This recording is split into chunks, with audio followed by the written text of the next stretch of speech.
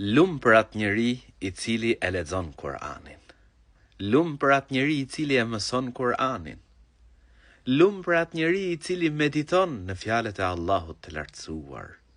Lumë për atë njeri I cili e praktikon Kur'anin në përditshmëri. Fjalët e Madhit Zot. Kur'ani është libër madhështor. Kur'ani është madhështor. E madhështorët, nëse ne nuk rrim me ta, atëherë ata vazhdojnë. Na lejnë. Prandaj vllai nderuar, motër e nderuar, le ta mësojmë Kur'anin, le ta lexojmë atë, le ta praktikojmë atë në përditshmëri, sepse Kur'ani është shkak për lumturinë tonë këtë botë dhe lumturinë e përjetshme në botën tjetër. Ditën e gjykimit, ky Kur'an vjen dhe ndërmjetëson për lexuesin e tij.